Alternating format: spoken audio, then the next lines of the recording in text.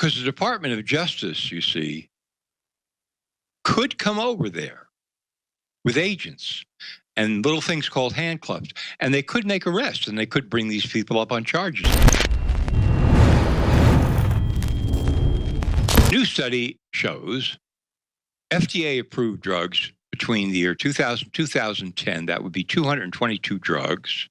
A third of these were revealed later on to cause extreme and severe adverse reactions, such as death. Death, for example, which the last time I looked would be classified as an adverse reaction. Yep, 1/3 of all the FDA drugs approved. Of course, the FDA has nothing to say about this. Nothing important like, it's our fault. We did this. We kill people with the drugs, right? No, they don't say that. Absolutely not. And they get away with it.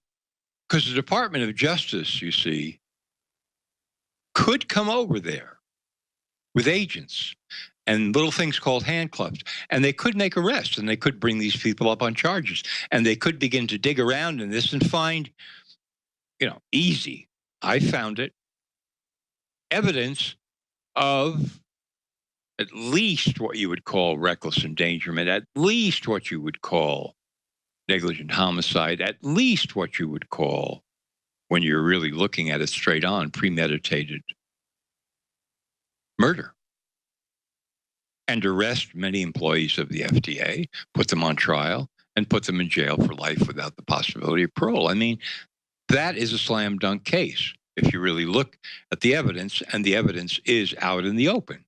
I know because I put some of it out in the open over the last 15 years.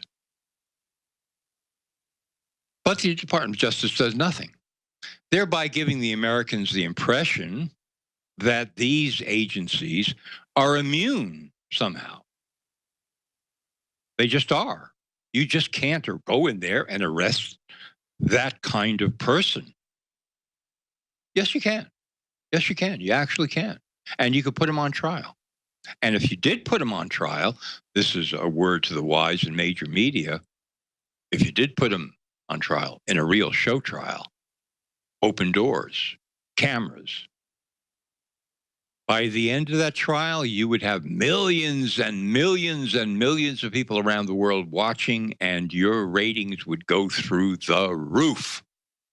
Of course, you might not be able to sell as many drug ads for pharmaceutical companies, but really, who cares? Because here's another clue, potato heads in the major media. You can let those pharmaceutical advertisers go. If your ratings are good enough, other advertisers will show up, and they will pay top dollar for time, space on your network or in your newspaper. That is just the way economies operate. Of course, you wouldn't know that because you're globalists and you think that the government is the ultimate solution to everything. Let's have centralized center for production and distribution of all services to the world. Yeah, that's why you're so dumb.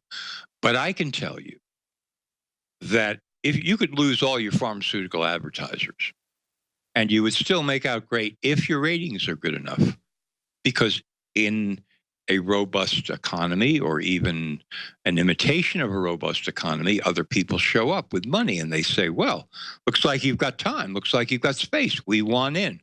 We have products too. You'll be fine. Of course, you're not going to do that. But I just thought I'd bring it up to show how, brainless you really are. What the aging process is when the cell replicates, we lose a little bit of our telomeres. Telomeres are the little cups on the end of our chromosomes. And when it runs out, you start dying. Secure your DNA force today at InfoWarsLife.com.